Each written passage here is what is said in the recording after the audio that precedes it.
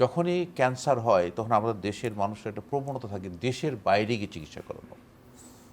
আমাদের চিকিৎসা ব্যবস্থা অপ্রতুল, আমাদের চিকিৎসা সাফিসিয়েন্ট না, কেন আমরা দেশের বাইরে যাব, আমরা কেন দেশের চিকিৎসা নেব? বিষয়টি কিন্তু একটা সম্পূর্ণ বিষয়টা আমি যেটা একটি কথা বলছি যে আমাদের সাধারণ মানুষের যে জিনিসটা হচ্ছে ওনাদেরকে বুঝতে হবে যে তার রোগীটার প্রথম কথা ডায়াগনোসিস কী এবং ট্রিটমেন্টের কোন স্টেজে আছে, এই স্টেজ বা ডিজিজের কোন স্টেজে আছে এবং এই স্টেজের ট্রিটমেন্ট দিলে কী রেজাল্ট হবে, এই রেজাল্টটা যদি আমাদের পাবলিক সাধারণ মানুষ বুঝতে পারে এবং জানতে পারে তখনই তারা বিদেশ যেতেই হবে ওরা ভুল প্রকার। তার কারণ আমাদের দেশে ক্যান্সার চিকিৎসার প্রতিটা স্টেপ এবং ম্যান পাওয়ার স্পেশালি সবার ডেভেলপ হয়ে গেছে, সেহেতু বিদেশ যাওয়ার কোনো দরকার নেই।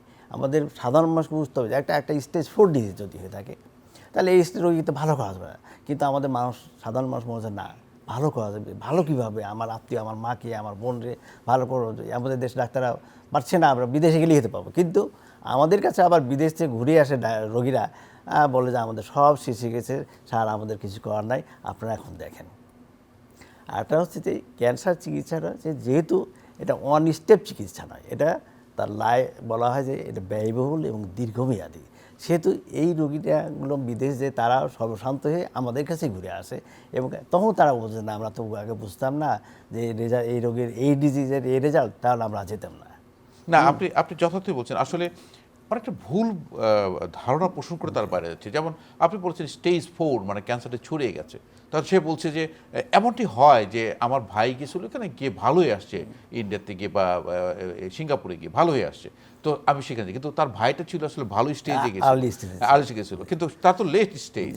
তো এইটা একটা বোঝার ব্যাপার আছে। আর এখন গ্লোবালাইজেশনের যুগে, ডিজিটালাইজেশনের যুগে আপনি আমেরিকার কি চিকিৎসা, লন্ডনের কি চিকিৎসা আপনি দেশে বসে আপনারা করতে পারছেন। ইচ্ছা করলে কিন্তু আপনারা এই ক্যান্সার রোগী নিয়ে আপনারা ইন্টারন্যাশনাল ভোট করে কিন্তু আপনারা দেখতে পারেন।